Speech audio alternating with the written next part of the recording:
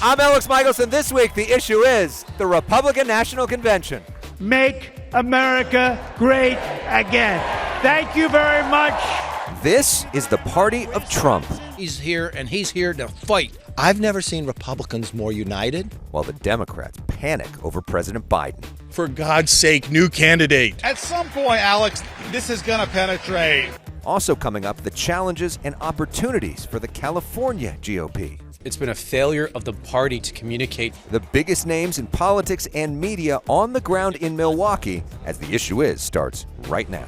Broadcasting across California, you're watching The Issue Is. Welcome to a special edition of The Issue Is from the Republican National Convention in Milwaukee. The balloons are dropping. I'm Alex Michelson. This crowd is fired up as Donald Trump has united this party more than it has been in years. Trump's speech less than a week after he was shot in the ear and almost died. I stand before you in this arena only by the grace of Almighty God. I'm not supposed to be here tonight. Not supposed to be here. Trump then launching into familiar attacks often heard at his rallies.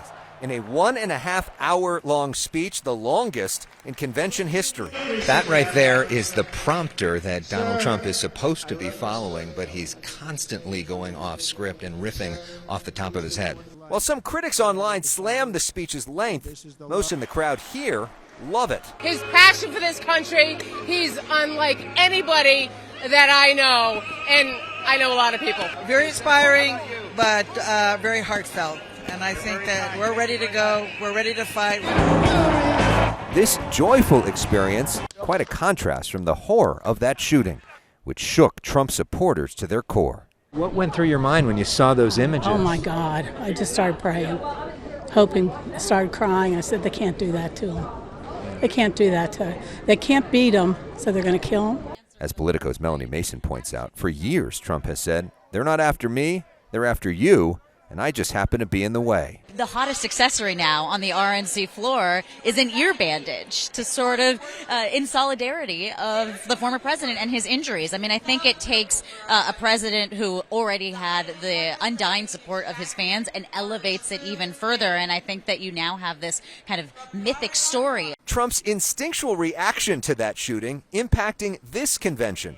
Per Fox's Bill Malusian. But you can tell they're going with kind of like a fight theme. That's, you hear fight, fight in the song. You heard Donald Trump say fight, fight, fight after he got shot on Saturday. Former Speaker Kevin McCarthy says the shooting changed Trump. I talked to him the day after the assassination attempt, and he would tell me about hearing the bullet. He knows he is very fortunate to still be on this earth right now, and I think he has a more reflective view of how has this shooting impacted the race. It's changed everything. Now we're going to get back to the basics. Moving forward, what we would want is that everyone tone down the rhetoric. This convention, unlike any other, according to the New York Times' Adam Nagurney. Most conventions are actually devoid of any suspense or real storyline, but there's a lot of stuff going on here. One unknown as the week began, who would Trump pick as VP? I officially accept your nomination to be Vice President of the United States of America. Ohio Senator J.D. Vance, whose life story is portrayed in the best-selling book and movie Hillbilly Elegy. You've got to decide. You want to be somebody? Vance, mostly raised by his grandmother while his mother struggled with addiction. Our movement is about single moms like mine who struggled with money and addiction but never gave up. And I'm proud to say that tonight my mom is here. Vivek Ramaswamy went to law school with Vance. What do you want people to know about J.D. Vance? I think he's a good man, actually. He's a good friend, a good father, a good husband, and he was a good classmate. Yeah. You know, I know him from a very different context. There's a lot of things that people could tell you about his politics. And the beauty is, he and I don't agree on 100% of things, but actually he and I have also pushed each other to be the best version of ourselves, and I respect that about him. He's a real person. He's an original thinker, and I think we need more people like him in politics. I really do. Vance is a former San Francisco resident, his wife growing up in San Diego. He spent time in the Bay Area in the tech industry and the finance industry. I think he's a great voice for the next generation. Donald Trump taking center stage once again at the Republican National Convention. Even though this was supposed to be J.D. Vance's big night, Donald Trump is by far the biggest star here. Donald John Trump and So we asked, why do the delegates love Trump so much? You know what I like most in the last couple of days? He wants to fight. You know, when he got shot, he said, I'm going to fight. I mean, that energized us. He's America first. He loves our country. Trump is America first. Everything that he has gone through is really a reflection of what we've all gone through. Newt Gingrich is the former Speaker of the House. What is it about Donald Trump that has connected in such a visceral way? The fact that he is the first truly courageous national leader who has taken on the entire establishment and has never backed off. I don't blame the left for being deeply anti-Trump because he does represent the end of their world. And so from their standpoint, this is sort of Armageddon. Up next, some of the country's top journalists and commentators on Trump and on Biden. Say Biden! Biden! Say Biden! Biden! Say Biden! Biden! Say Trump! Scream!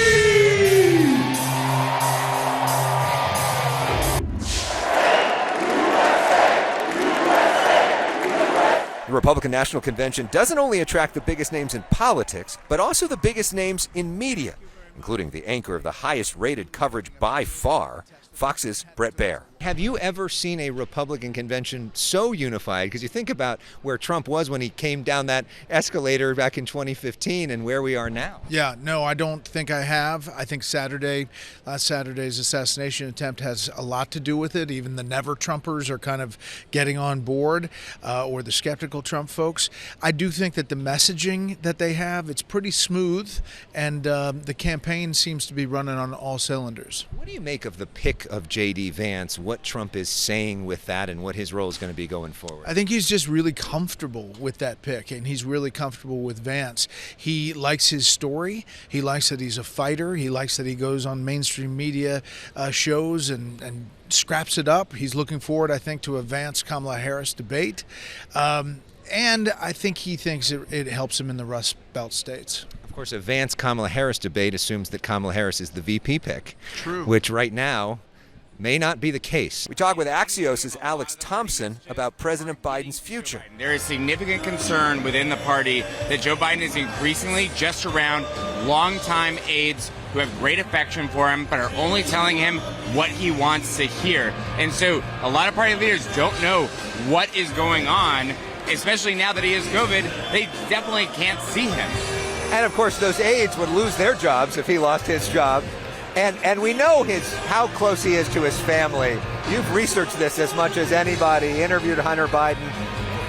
What's their role right now? What's their thinking? I mean, Jill Biden used to be a reluctant political spouse. Now she's an enthusiastic political spouse. She wanted him to run in 2020 when he was still pretty old then. She's wanted him to run now. And my understanding from everyone I've talked to is they want him to fight. You talked about, I guess, the importance of local news. While in Milwaukee, USC Annenberg asked me to moderate a panel with Newsmax host Greta Van Susteren. Where does Biden go from here? Well, you know, Biden's got a heavy lift, and we'll see what rabbit they're going to pull out of the hat in the next couple of weeks. For God's sake, new candidate, let's try to win. Cenk Uygur created the progressive streaming powerhouse The Young Turks. He badly wants to beat Trump. Where do you see the state of the race right now? A disaster for the Democrats. So Joe Biden keeps doing interviews where he can't finish a sentence. He's rambling, he's mumbling. For God's sake, get him out of there. I mean, on debate night, I found a literal white towel and I threw it in. And I wish the Democrats would do that as well. Because, Alex, if we have a new ticket, we can still win this thing. In fact, I think we'd be favorites if we had a new ticket. But right now, with Biden, epic landslide. He's going to lose non-swing states. It's political malpractice to run him. Do you realistically think there will be a new ticket? It feels like once that shooting happened, the momentum for that seemed to stop, at least publicly. Yeah, I'm worried that the Democrats are cowards. And so instantly there were articles about how they were planning to surrender. And they're saying, well, we'll just throw Biden out there to lose. And then all the careerists like Gavin Newsom and Gretchen Whitmer, et cetera, were like, well, we'll save ourselves for 2028. Wait, I thought democracy was on the line. Is there even going to be an election in 28? Apparently you think there is, so apparently you were lying to us all along. I actually am worried about democracy. I'm worried that there won't be a 2028 election. We got to win this election now. So get in there already. So now I know Joe Biden has to step down, and I know he might be having senility issues, and people dig in when they're senile, right? And they get more and more stubborn. By the way, the First Lady, what she's done is reprehensible. I've got a family member who's in a similar situation. I would never allow them to get embarrassed like that. I mean, I question whether she even cares about him. Do you think that's going to happen? I mean, you're asking me, do I think the Democrats will act rationally and with courage? And so that the odds are not good. But should they? If they cared about winning this election, it's a no-brainer. Why wouldn't you pick your strongest team? What a weird thing to say, like, well, I'd rather be polite to Joe Biden and lose democracy. I'd rather be polite to Kamala Harris and pick a weaker team. If she's the strongest candidate, she'll easily win an open convention. She's the vice president. Jonathan Martin is Politico's senior columnist. We talked to him shortly after Congressman Adam Schiff, a close ally of Nancy Pelosi, asked Biden to drop out. What they're trying to convey to President Biden is not only will you lose, but you will take down Democratic lawmakers with you. We'll lose the Senate. We probably won't take back the House. Please think about getting out of the race. And so far, he's not listening. No, they have not gotten through to him yet. But at some point, Alex, this is going to penetrate because no major party nominee in America can afford to have an intra-party coup leading up to his or her convention and expect to have a successful campaign. At some point, it becomes untenable. You have to have a unified party, and the Democrats clearly are not unified right now. This party is, though. When we walk around here, this is the party of Trump. He has taken over. Everybody 100% behind him. What do you make of that as a political moment, and you make of this week? The elephant has been replaced by the red MAGA hat. That is the logo of the modern Republican Party. And the upside of that for Republicans is they brought new voters into the process. Working class, whites, Hispanics, African Americans who are voting for the first time, voting period for the first time, and supporting Republicans. The downside is that they've alienated a lot of Americans, too, who used to vote for Republicans. So, there's obviously a double-edged sword to it. I think it's going to be a competitive campaign this fall. President Trump is despised by millions of Americans, but beloved by millions of Americans. So he's got a high floor and a low ceiling in political parlance. And I think that's bad news if you're a Democrat, because he's never going to fall below 46% nationally. And in battleground states, it's probably a point or two higher, Alex. And if you're running in a three-way or a four-way race and you're getting 48% of the vote in a state, you're in pretty good shape. Joe Garofoli writes about politics for the San Francisco Chronicle. At this point, based off of everything that you're hearing, can he continue as the nominee? No. He cannot. He's lost all the things you need to be a president, to run successfully for president. The donors, the grassroots, the confidence of the top officials of the Democratic Party, and the voters. We saw a poll that came out the other day that said 65% of Democrats want him to get out. Clay Travis is the founder of Outkick and a conservative talk show host. Democrats are in complete panic because Trump has taken control of this race. I think in the wake of what happened on Saturday, the assassination attempt, he solidified that he is a warrior and that he is willing to fight, as he literally said, for everything that he believes. I think Biden only had two real issues to be able to make an argument on in the first place. One was this democracy angle. I think this knocks that out of the park. Now he's got abortion, and I think Trump has handled the abortion issue well.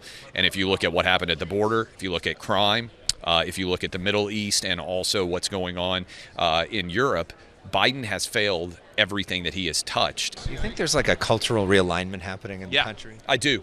I think that's a big part of what's going on is a lot of young people who maybe grew up in the Trump era are challenging what they might have been told by mainstream media. I think mainstream media, to a large extent, has destroyed its reliability, its trustworthiness, and as a result, I think what you're starting to see is so many people making their own determinations. Michael Knowles of the Daily Wire invited me to be a guest on his show the same day he interviewed Donald Trump Jr. The shocking news on Saturday of the attempted assassination has unified the party in a way that the party has never been unified in my entire lifetime.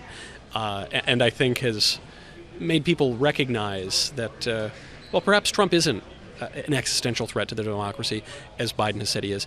Perhaps Trump isn't the reincarnation of Adolf Hitler, or doesn't model his career after Hitler, as Biden has said he has.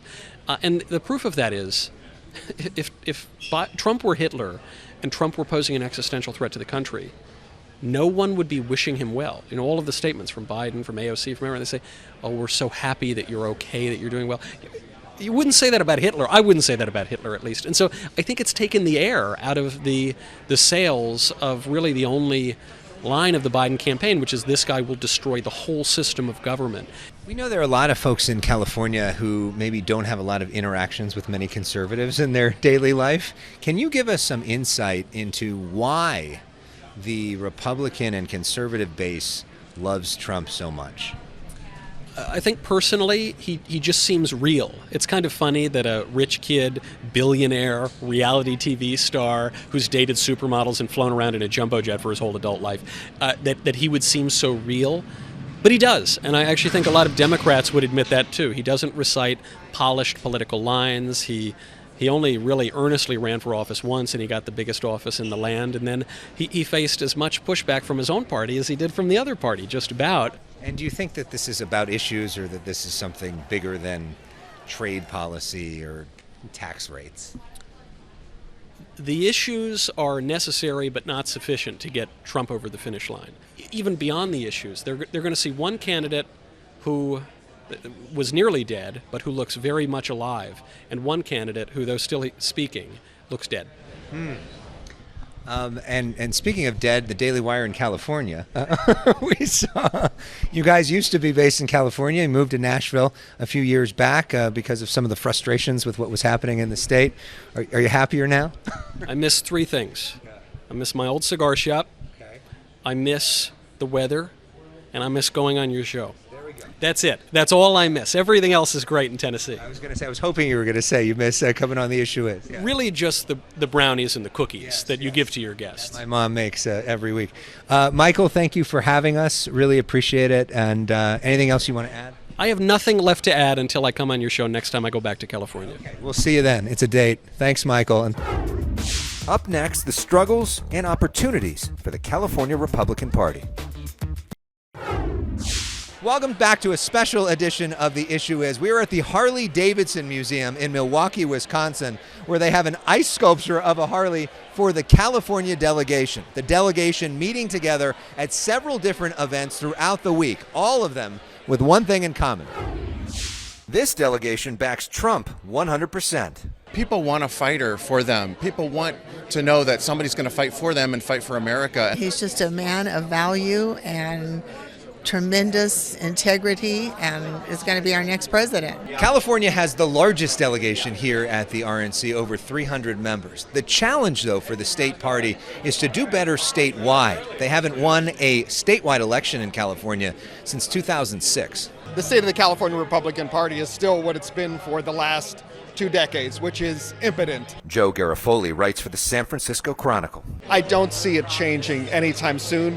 They have not really changed their policies or their stances on a lot of key issues over the years. Bill Asaley represents Riverside County in the Assembly. We are in the superminority in California. I think it's because it's been a failure of the party to communicate to everyday voters in California. So the party needs to do a better job of articulating the issues that resonate with voters. Jessica Milan Patterson chairs the state party and says they are making some progress. I think you're seeing that turn happening here in California. Since October of last year, we've seen 160,000 new registered Republicans. In that same time, Democrats have lost 106,000. Decline to states or no party preference went down 115,000. Riverside County Sheriff Chad Bianco is strongly considering running for governor as a Republican. The people that don't vote, I think, are really the problem. That 60% of California that doesn't vote.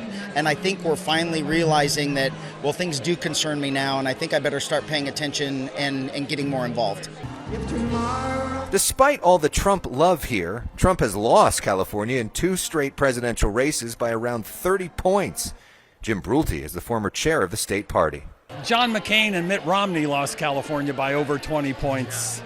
But the last time Donald Trump was on the ballot in California, we picked up 5 congressional seats in California.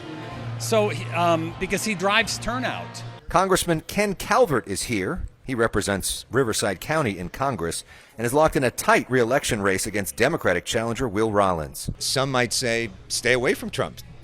Some other congressional members are doing that here. Why lean into it? Well, I haven't. President Trump's been a friend and somebody I've supported.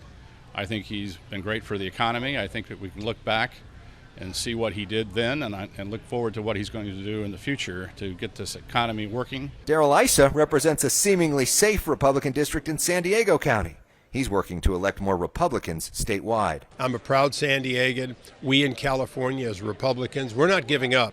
California matters, and the principles that are making states like Tennessee and Florida and other states succeed can be brought back to the state that gave us Ronald Reagan, and we can be successful again, too. Up next, we wrap things up from Wisconsin. You're watching The Issue Is. As Donald Trump and his family wrap up the Republican National Convention, it's our time to wrap up this show. A big shout out to editor Debbie Kim for putting this all together and photographer Tony Butita for 21-hour days all week long. We're going to do all this again at the Democratic National Convention next month in Chicago, but we have no idea what's going to happen there. Thanks for watching this week. I'm Alex Michelson reporting this week from Milwaukee.